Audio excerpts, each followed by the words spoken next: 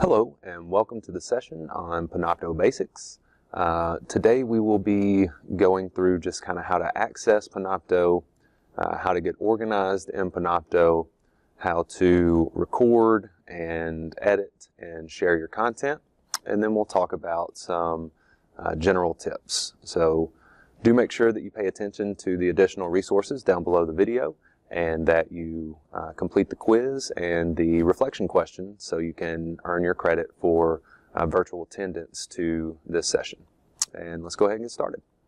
So the topic of the day is Panopto Basics, and we will talk about how to get Panopto integrated into Moodle, which for you may or may not be something that you really want to do. But it is kind of the easiest way to access Panopto is through Moodle. And that's the only way we have access to it is through Moodle. So I'll show you a couple of different ways to access it. We'll just kind of play around inside Panopto, how to get from point A to point B, how to organize folders and subfolders and all that. Because by default, the way that things are organized is not the greatest. Kind of the same way that you would organize your folders on your desktop. You know, if you have a class and you've got, the name of the class is your folder, and then, chapter 1, chapter 2, chapter 3 is your subfolders, and kind of organize things that way. You can do the same thing in Panopto. So we'll look at how to do that. Then, of course, we'll look at how to actually record and edit content. So how to record videos, and then a couple of different things, easy editing things that you can do after the fact. We'll look at how to embed quizzes into the videos, which is, pretty helpful. And then the different ways that you can actually take those videos and share them with your students.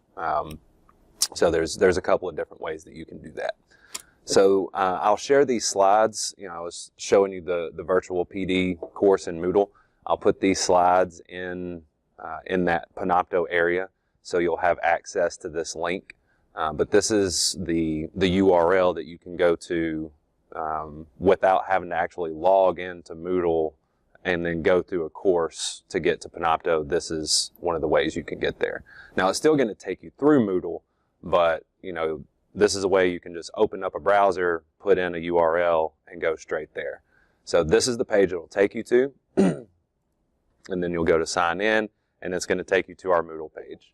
So then you would type in, your N number here, and your password, and that'll log you into Panopto. So what I've done on my computer is just taken this URL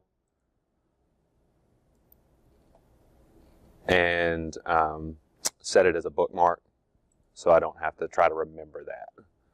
But I'll share these slides with you so you can steal that URL and bookmark it yourself if you'd like to. So that's one way to access Panopto. The other way is actually going through one of your courses in Moodle. So we'll look at how to do that. So I'm already logged into Moodle and already have the Panopto, what's called a block, added to this course. Okay, so if you'll notice over here on the left-hand side, I have all these little tabs, and each one of these is what we refer to as a block. Okay, so this is the administration block, this is the messages block, this is the Panopto block. By default, it will not just automatically be in your course. So when you get into Moodle and you turn your editing on, you'll see this little add a block section right here, and you've got this little pull down. So you'll pull that down, and mine's not going to show up because I've already added it. But if you hadn't already added the Panopto block, it would be right here in between these two because they're in alphabetical order.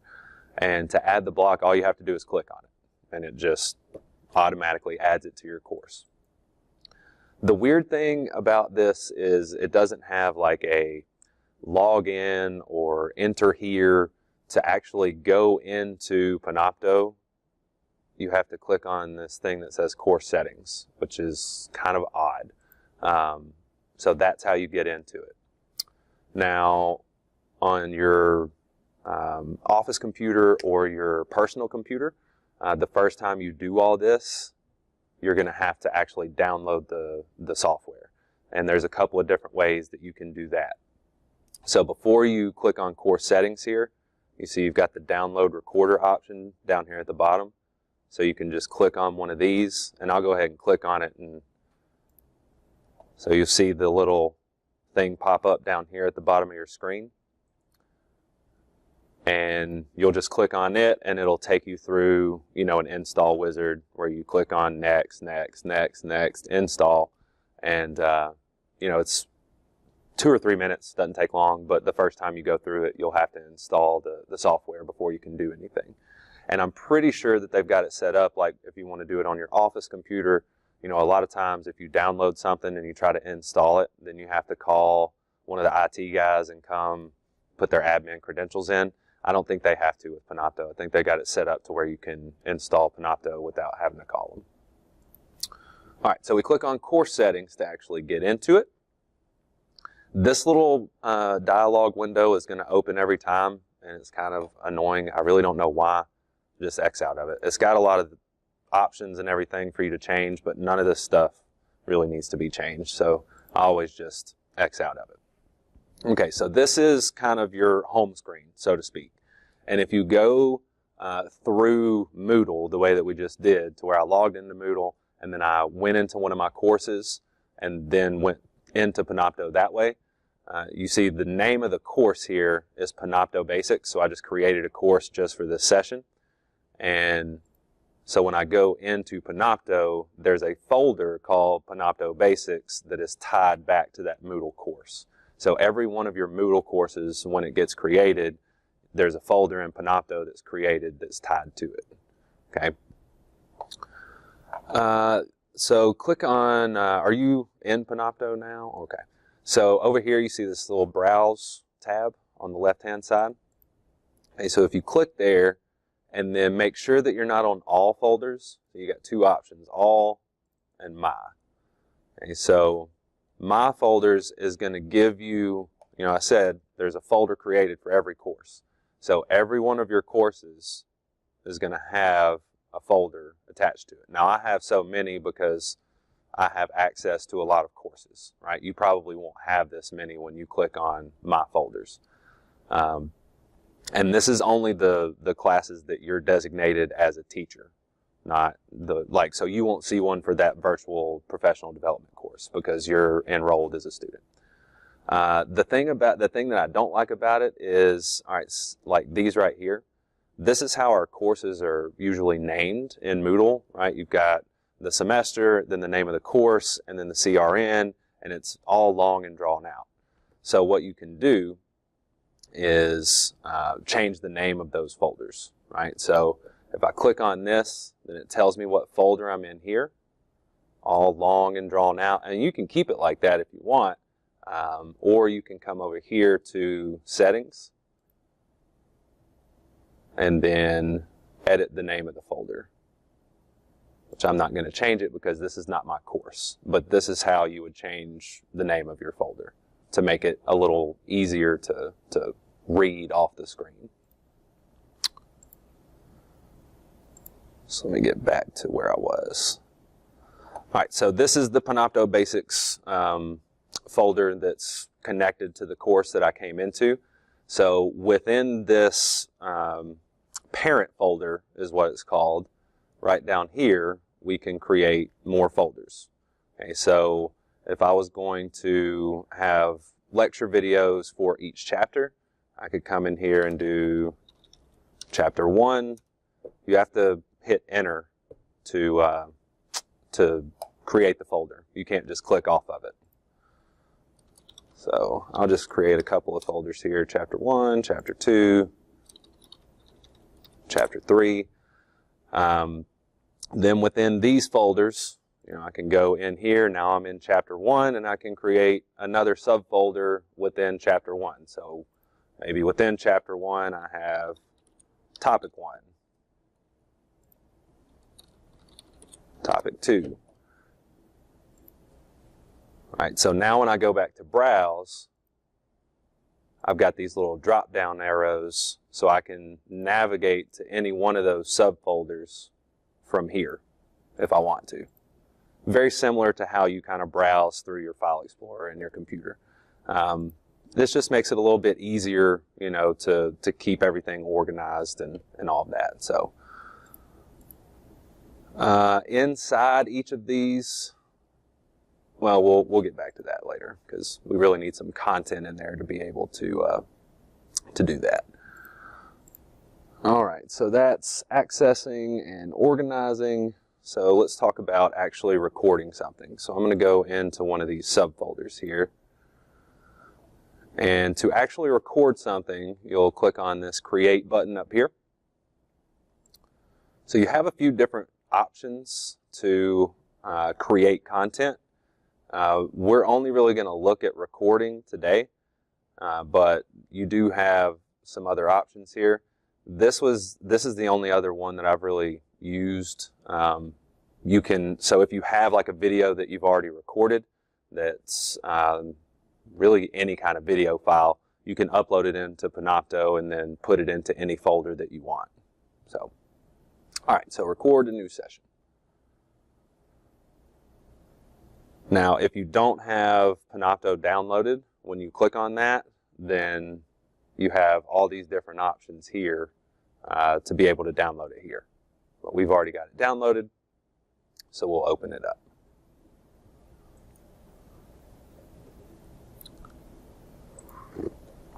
Now, on your end, since you don't have a camera connected to yours, this is not gonna pull up automatically, right? And you probably don't have anything here for the audio either. But so to be able to record, you have to have at least a video and or an audio feed. Right? If you don't have one of those two things, then it will let you record, but the finished product is going to be unusable. There's not going to be anything there for you to display. So that's the first thing that we need to make sure that we have is a video feed and an audio feed. So I've got a webcam and a microphone hooked into this computer. So when I pull down my menu here, it gives me only this one option for my video feed, which is the webcam. And then for audio, the webcam has a built-in mic, and then I have also this other mic hooked up. So I get to choose between which one of these mics I want to use, okay? So just make sure that you choose, you know, a video and an audio feed. Pay attention to where your video is going. So I went into one of my subfolders before I clicked record. So that's where the video is going to go. If I decide that I want to change that, then I can click here and I can put it in any other folder that I want to.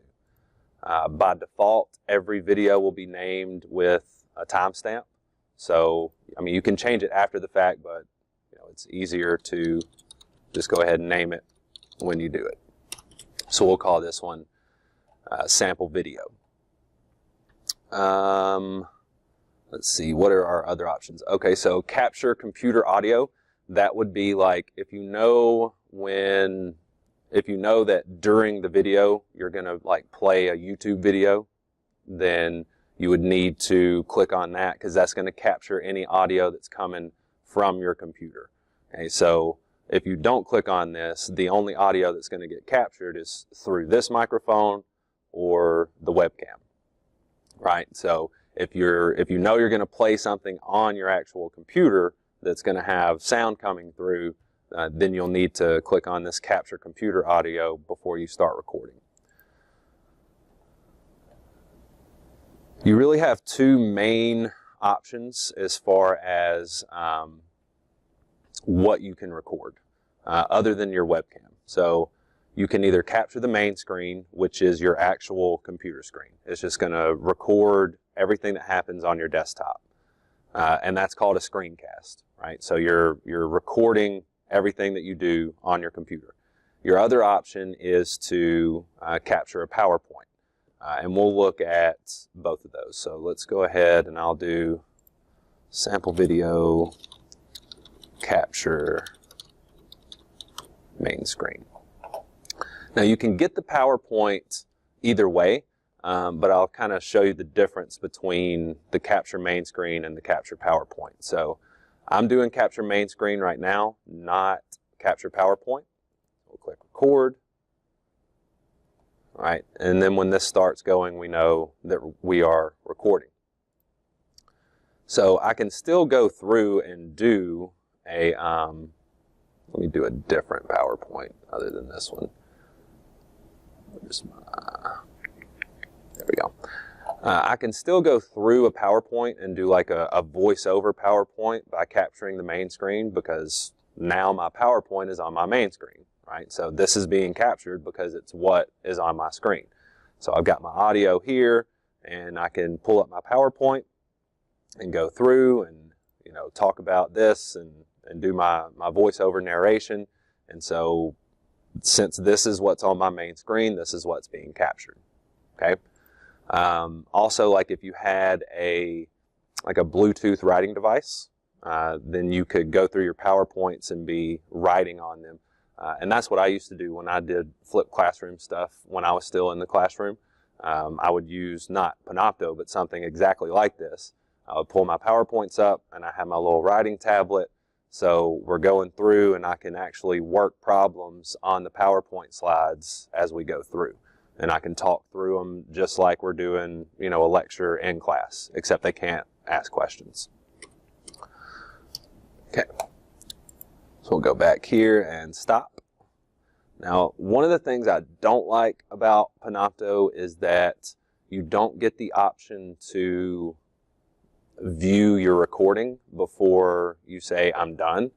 So always make sure to do a test run beforehand to make sure that your video quality and your audio quality are what you want them to be before you take a, you know, anywhere from 10 to 60-minute segment of your time recording something that's going to, you know, not be the way you want it to be. So always do a test run first, because you can't, when you get done, go back and say, oh, well, that wasn't good, let me start over. So you click stop and then click upload.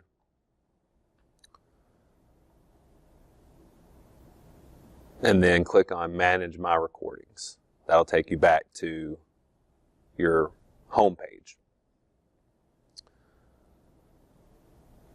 Okay, another kind of quirky thing, when your video is uploading, it takes you back to this home page, but it's the home page for Northwest-Shoals. So instead of just seeing the one video that I just added, which is this one, the sample video, I see everything, right? So here's, like, this is a couple of Brad Poole's videos.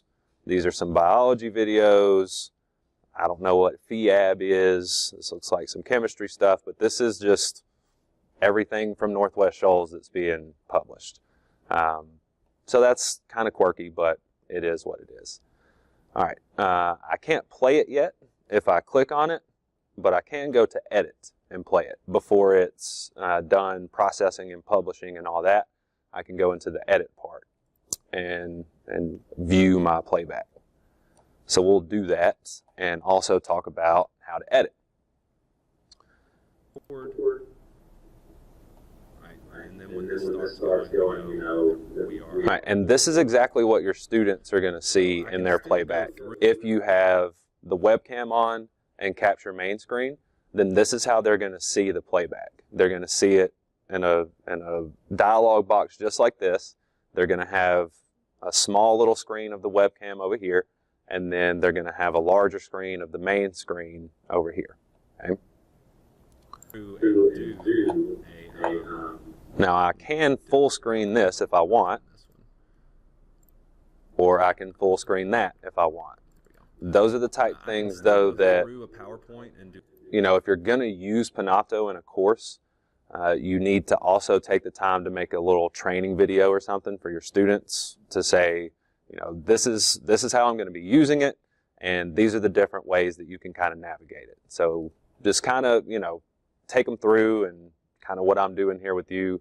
Click here, this is how you do this is how you do that. like a voiceover PowerPoint here. Okay, so this is now we've went to Talk about the slideshow and PowerPoint. So this is how they would see it. Since this is what's on my main screen. All right, so your editing options are not a lot, but we don't really need a whole lot of editing options to just do a lecture capture. So the little scissors icon here, this is our trimming tool. So you can cut out anything from any point in the video that you want.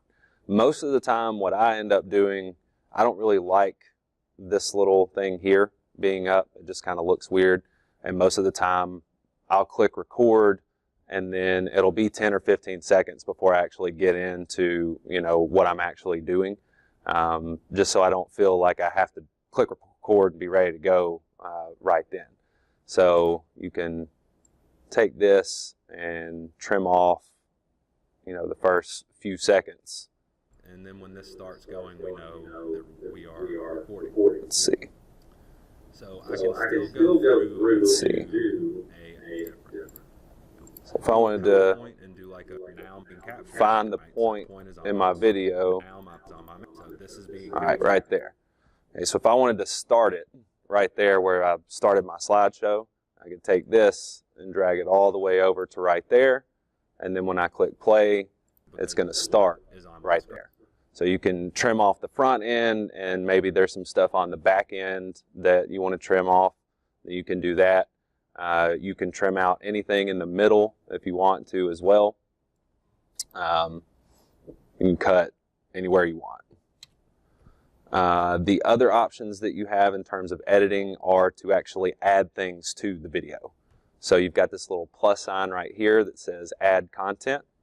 So you can add a web page, add a YouTube video, a quiz, another Panopto clip, or you can add another video.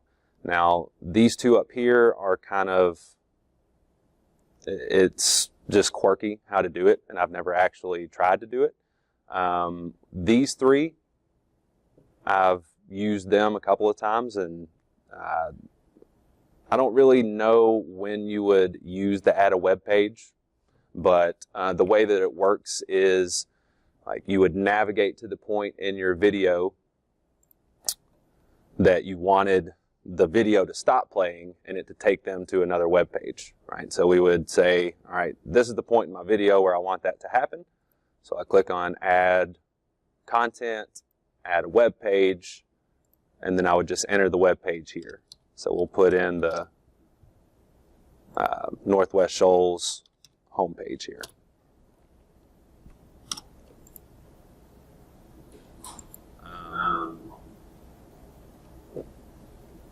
Okay, so as they're watching it, it's just going to stop the video at that point, and it's going to take them to whatever web page you want. So, if there was maybe some sort of nursing resource or something that you wanted them to take a look at, then you could, in your actual video kind of say, well, this is the resource, and, in just a few seconds, the video will stop playing and take you there. Maybe there's something that you want them to do at the web page.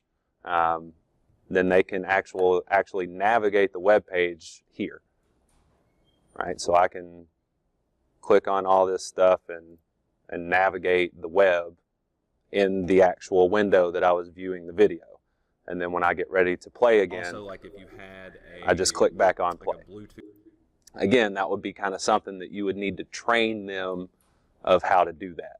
So that when they're watching the video and it just stops and goes to a web page, they're not like, I don't know what to do. The add a YouTube video works the same way. So you would just pull in the YouTube link and your video would stop playing, and then the YouTube video would pull up right there. So let's look at adding a quiz. Again, you would just, down here on your timeline, just navigate to the point in your video where you want to add your quiz.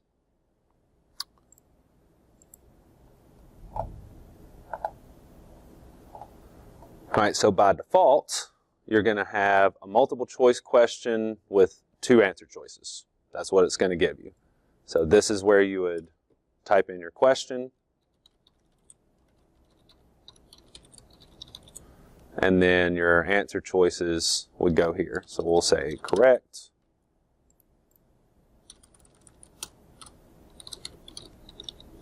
incorrect, and then if we want more than 2,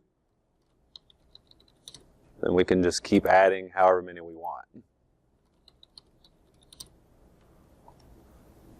Then you also have the option to add some feedback for the correct answer. So if they get it right, you say nice job, and then explain to them why they got it right maybe.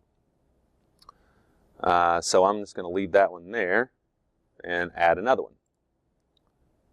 If you don't want to do multiple choice, you can do true false, or where they'll select all that apply. Basically, those are your other 2 options. So you have 3 question options. So we'll do enter question here and false. Let's see, let's delete that one. All right, so as I'm going through my video, I would use not Panopto. It'll stop, and the quiz will pop up here for them on their screen, and they'll select their answers. And you can also set it to where, no, you can't. Thought you could, but you can't. Okay, so that's adding content to the video. Now let's go back. That was capturing the webcam and the main screen, and then going into the PowerPoint, just capturing the main screen. So the other option is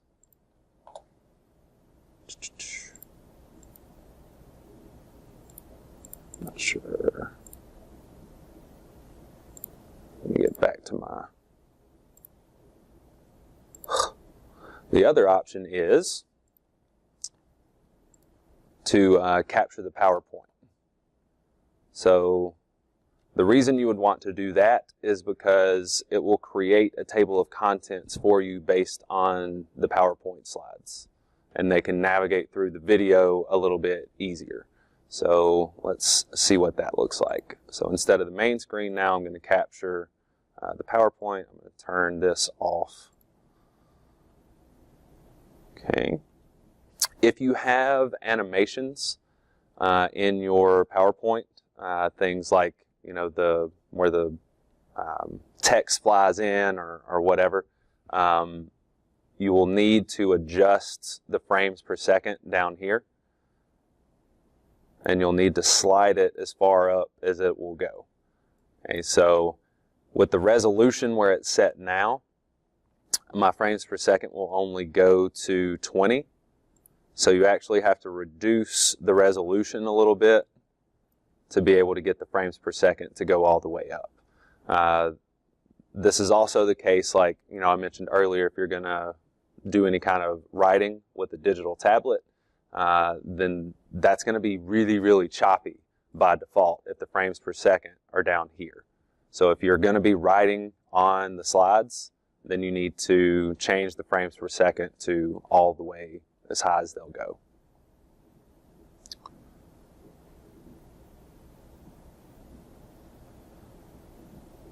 All right, you've got 2 options over here when you do capture PowerPoint. You can start the PowerPoint presentation as soon as you click on record.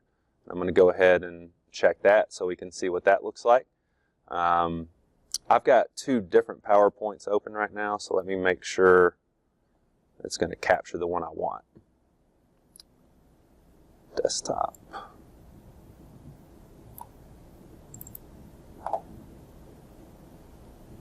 Okay, so when I select my PowerPoint presentation, it's going to ask me that. So when I click on yes, it'll open my PowerPoint and start recording all at the same time. Okay, so if you're not really ready to start right then you can kind of get your stuff together and just know that after the fact you have the ability to use the trimming tool to get the front end or the back end cut off. Okay, so we'll go through these, and it might not work the way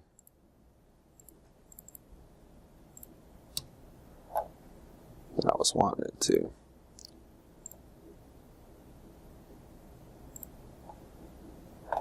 Okay. All right, so that'll take a few seconds to get to the point where we can go in and look at it. Let's see. Audio video feeds, frames per second. Quiz. Okay. This is another thing, like I said, you can't go back and watch it immediately, which is sometimes a little frustrating. And the longer that your video is, this one's just 30 seconds long, so the publishing and the updating and all that goes pretty quickly. The longer the video is, the longer that takes. So, all right, so you see over here, you have all these headings. This PowerPoint is not the best example because I didn't have actual titles up there. You know how when you're creating a PowerPoint, you've got the slides, it's title and content. I didn't give these, good heading titles.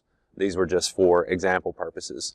So whatever you type in that title box, that's what Panopto is going to generate your table of contents off of. So let's say that you didn't give them good headings, like I didn't on this one. Then what you can do is go back, find the points in your video where those occur. Okay, so if I wanted here, I could, instead of it saying determine if the figures are similar, blah, blah, blah, I can edit this and just call it example 1. Okay, this would be example 2. And I can go through these and change the table of contents that way. You can also, if you did it the other way, where you're just doing capture main screen and going through your PowerPoint, you also have the ability to create your own table of contents, which would take a little bit longer because you'd have to go in here and kind of click through your video and find the points in your video where you're changing from one slide to the next. But you click through here, say, okay, there's a point. I'm going to add an entry to my table of contents. Add new entry. Okay, and it's going to, wherever you're at on the timeline, that's where it's going to create your table of contents entry. So you can, navigate your way. Let me just delete all these.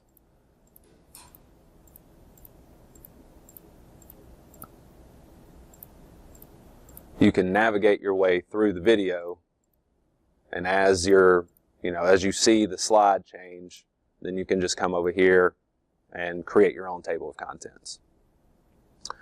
And so when the students go back and watch that, the table of contents will be over here to the side, and they can just click on example 1 or example 3 or example 5 or whatever the heading is that you have in there.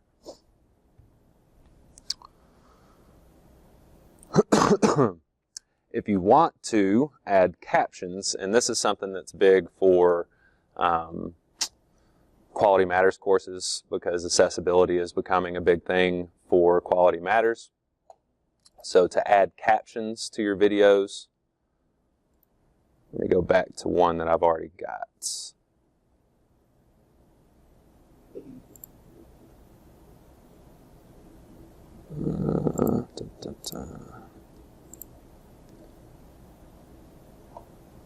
Wow, what I was thinking. So you'd still go into Edit, and you have all these options over here that we haven't talked about yet, but this is the same edit interface that we were in before. Okay. So over here on the side, you've got this captions, and then import automatic captions. So Panopto has voice recognition software, and it will just go in and recognize your speech, convert it to text. The problem is that, you know, it's not 100% accurate. So especially like with something like nursing, where you've got words that are maybe 4 or 5 syllables long, it's not going to get those words right. And it's not going to be grammatically correct, so you're not going to have, you know, a capital letter and then a punctuation mark and then start another sentence. I'd say it's probably somewhere around 80% correct, depending on how slowly you speak and how much you enunciate, you know, when you're going through. If you know beforehand that you're going to want to add captions, then you might want to pay special attention to the speed that you're speaking and your enunciation and how you pronounce your words. But either way, you'll probably still want to go back in and just kind of, you know, if I said some 4 or 5 syllable letter or 4 or 5 syllable word, I'm probably going to need to go in and check and make sure it didn't take that and turn it into 3 words or something. To do that, the topic of the day is course alignment, part 2 of a 3-part series. The first part we talked about creating objectives, and also a little bit about the learner-centered syllabus. Okay, so you today, can just do your playback, we are focusing on and then pay taking attention those to over objectives here, and you aligning know, them what with the our captions assessment that were and auto-generated also were. with And our... when you get to a point that you see a mistake, then you can just come in here and edit it and do whatever you want to with it. With something that's an hour long, you know, I mean, that might take a little while, depending on how OCD you are about, you know, wanting it to be capital letter and then a punctuation mark, or however you want to go about doing it. If, you know, if it's a shorter video and you didn't really use a lot of big words and you're not really worried about it being perfect, then just do the auto-generate and just leave it at that.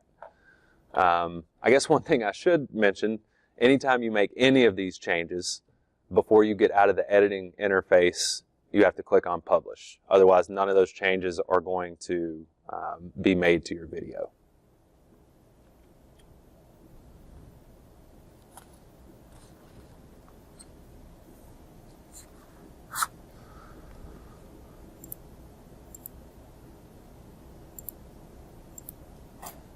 Okay, so once you have some content recorded, how do we actually share it with our students? Have you ever shared YouTube videos or anything like that? Okay, so there's 2 ways that you can share any content, really. You can either use a hyperlink or you can use embed code, and both of those things we can get from inside Panopto. So a hyperlink, you know, is where you link it into text and the text turns blue. You click on the text and it takes you to the video. Embed means that I can take the video from Panopto and embed it into the Moodle page to where they can view the video on the Moodle page without ever having to go anywhere else. Okay, so we'll look at how to do both of those. So find the video that you're wanting to share, and then go into your share options here. Okay. And the way that you get these is just to hover over the video, right? Hover over, and I get all these different options. Okay, so when I click on share, you'll see I've got 2 different options for how to share up here. Link is what I'm on right now, and this gives me the link right here. So we'll look at that first. So you just click down there and then copy that link. So within Moodle, there's a few different ways that you can share a hyperlink. All of those ways start with clicking on this right here. Okay, so you're going to add an activity or a resource.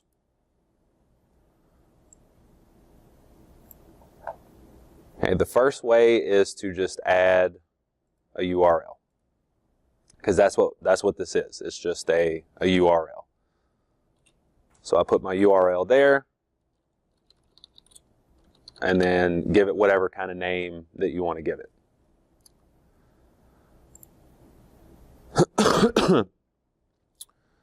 We won't talk about that with this. Okay, so there's the link to my video. Click on it, and it will take me to view my video. Okay, so that's one way to share a link. The other way, again, starts with add an activity or a resource. Okay, then we can come down here and add what's called a label. And then we can just type the words sample video and link it through the actual text itself. Okay, so we'll name the video, highlight it, and then click on this icon here. Enter the URL, and then anytime you see this option where it says open in a new window, it's always a good idea to choose that as your option.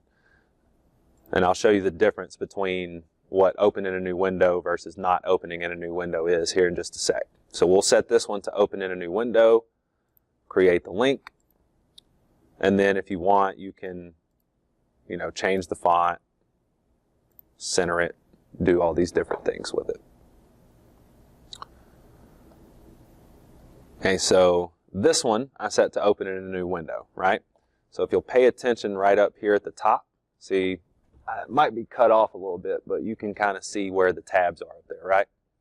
So when I click on this, a new tab is created for my video, right?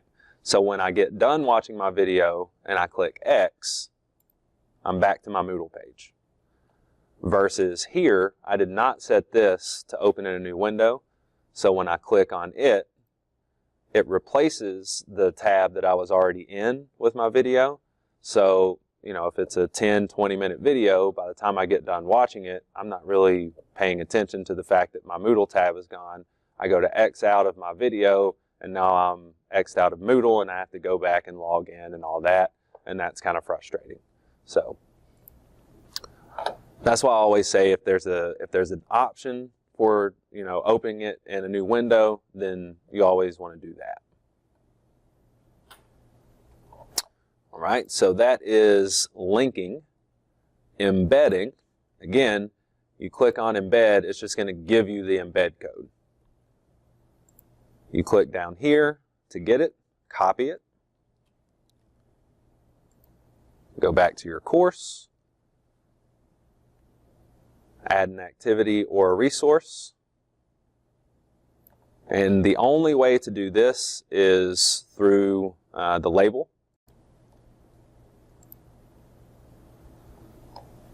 And so it's a couple of clicks here. So we would add a label, and then there's a show more options button here, because up here all you have is, bullets and center and link and all that. If we click this, we get a lot more options down here.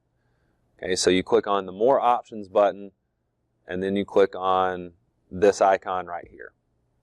Because embedding something is, we use HTML code to do that. Now, we don't have to be able to write HTML code because Panopto is going to provide that for us. But we have to click on that, and that's telling it, hey, I'm about to insert some HTML code here. So then we come down here and paste that embed code that we got.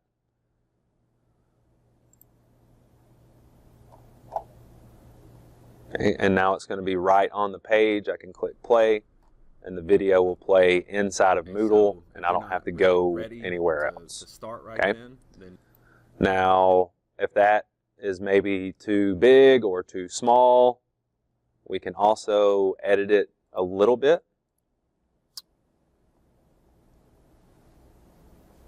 So going back in here and again, clicking on Show More buttons and then HTML. In all HTML codes where you're sharing a video, at some point in the code, you're going to see the words width and height. Okay, so I'm not a computer programmer, but what I can do is come in here and change these numbers, right? All that's doing is giving you a dimension for width and height. So if you feel like that's not really as big as I want it to be, or maybe it's obscured one way or the other for some reason, then we can come in here and say, change the width to 500 and change the height to also 500. I want it to be nice and square. Don't take anything else out or add anything else. Just change those numbers. Otherwise, it will not work. Okay, so now it's, instead of being long rectangle, then I have a square. So you have a little bit of editing power within the HTML code. And if you know how to write HTML code, you can probably do some other cool stuff. I don't know how to do that. So the other thing with sharing is make sure that you pay attention when you're in this share window. See, right now this says only specific users and groups can view this. Now, by default, the way that should be set up, and I say should be because most of the time it is that way. Sometimes, you know, you have system glitches and just stuff doesn't work how it's supposed to. So the way that it should work is that if you have a Moodle course and then it creates this folder, and then you've got students that are in your Moodle course, it will just automatically grant those students access to anything that's in any of those folders that are attached to your course. But if you end up getting emails or messages from students saying, you know, I clicked on the link and it told me that I couldn't view it, or it told me to request access, then this would be the first place that you would need to go. So go into the videos and go to share and make sure that if it says specific people, that the specific people that are listed down here are your students. If not, and if you can't figure out how to do it, the easiest way to give them access is to just click on this right here. Anyone with the link can view this. Most of the time that's not going to be a problem because they're going to have to get into your Moodle course anyway to access the video. So if you're getting messages from students saying, hey, I can't access your stuff, then go to your videos, go to share, drop this menu down, and set the video to where anyone with the link can view it. And then make sure that you save your changes. There's lots more stuff that you can do in here in terms of you can go into analytics and see who's watching which videos and how much time they're spending on the videos. That's a little more than we're going to get into today, but it's there if you want to play with it. If you do insert quizzes, your results are going to be in here in your settings. So you click there and it would take you to your quiz results, and you'd have to take your grades and put them in your grade book or your Moodle grade book or whatever you use to keep your grades.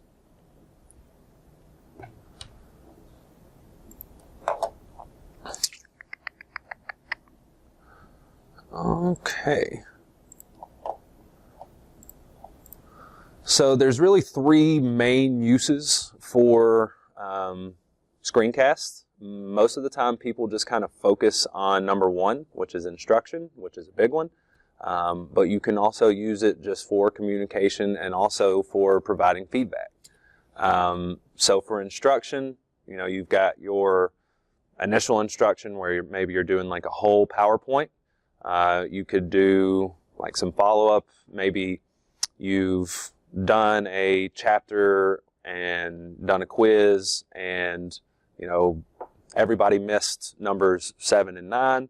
Then you can, make a video that just covers those two topics and post it to them. And then also, when you do this, the students always have the power to fast forward or rewind or pause or whatever.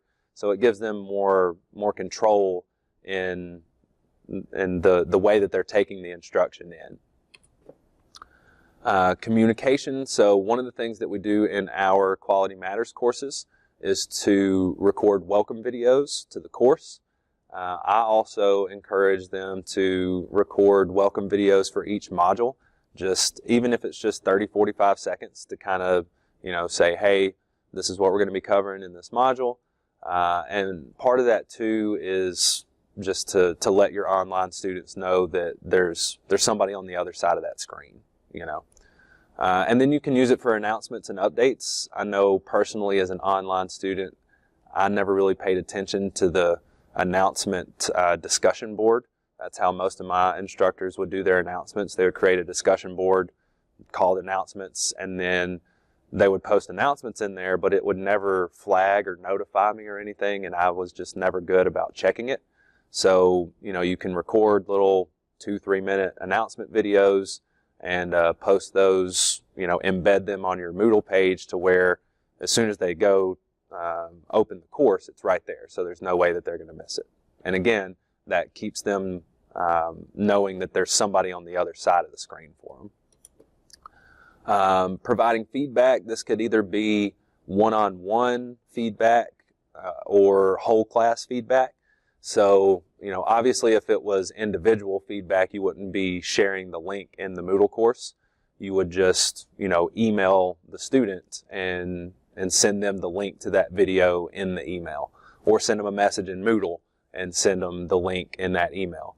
And again, it doesn't have to be anything maybe more than 30 or 45 seconds, and just say, you know, if it's a 5-question quiz, you know, you missed this and this, you might want to work on X, Y, and Z. And again, for the online students, having that person on the other end of the screen is always something good. You know, for summative assessments, if you give like a chapter test or something, and there's certain topics that didn't go very well, then you can make a video and cover those things and post it to the Moodle course to where everybody can see it. Some general tips. There is an abundance of research that says anything longer than 6 minutes, you're wasting your time. Now, having been a classroom teacher myself, I understand that it is virtually impossible to create instructional videos that are less than 6 minutes. If you know that your lecture is going to be 50 minutes, the best thing to do is to take your 50-minute video and chunk it into 5-10-minute videos, right? That will also kind of help you in your planning phase to, if you know that you're going to have to chunk this into 5 different videos, then that's going to make you organize it maybe a little bit better than you would otherwise, because you're going to have kind of definitive stopping points. So, you know, first 10 minutes is an introduction, and then we pause. And then the second video is concentrating on concept A. And then the next video is concentrating on concept B. Even if you just take the 50-minute video and then just find points in it to just cut it up, the students are much more likely to view a 10-minute video, and then maybe the next day another 10-minute video, and then the next day another 10-minute video, versus if you post that 50-minute video, they're just going to look at it and say, well, I don't have 50 minutes right now. So it's always a good idea to keep it as short as possible. Again, 6 minutes I feel like is impossible. But keep it as short as you can, and then if you do have to have, you know, a lot of content, then try to find a way to chunk it into smaller portions. Pay attention to the tone of your voice and try to vary the tone and the inflection so you're not the Ben Stein instructor, especially with online videos. You know, most instructors are not comfortable using the webcam. If they do the PowerPoint thing, then they're just going to capture the PowerPoint and that's it. They're not going to do the webcam. So if I'm not seeing your face and all I'm hearing is you talk like this the whole time and you never change, then it's just not very fun to watch. So, you know, you can smile with your voice. I don't know if you've ever had an actual positive experience with customer service before, but I've had a couple of times where I've had to call like Comcast or something, and the other person, I can just tell like they don't hate their life, you know? And so just keep that in mind, that you have a much better chance of your students paying attention if you're varying your inflection and you're projecting positivity through the tone of your voice. If you do use the webcam, you want it to be at least level with your face, and not like, you don't want to have your camera down here. A lot of people will use like an iPhone or something to record maybe like an update video, and then they hold the camera down here and they're looking down at the camera, and so it kind of gives the perception that you're looking down on the students, plus they can see right up your nose, which is not good either. So just pay attention to the placement of the camera, and look at the camera, not at the screen, as much as possible. If you're gonna do, you know, a PowerPoint voiceover where you're capturing the webcam and you're doing the PowerPoint at the same time, then obviously you're not going to be able to look at the camera the entire time. You're going to have to look away and look at your presentation, look at your notes, and do other things. But if you're doing just like a welcome video or something, the way to think about it in your head is treat the camera as if that's the other person's eyes, right? So you want to make eye contact with people when you speak to them. So when you're doing your video, you want to look right into the camera as if you're looking somebody in the eyes while you're having a conversation, which is super awkward. You know, if you're sitting in your office all by yourself and you're talking to somebody that's not there and you're looking at a camera. But the more you do it, the less awkward it gets. And then definitely if you're on camera, you know, don't frown the whole time you're on the camera. Try to smile as much as possible while you're talking, and, you know, project positivity as much as you can. Pay attention to the environment that you're recording in. You know, if you're at home and there's a ceiling fan going, that can be distracting.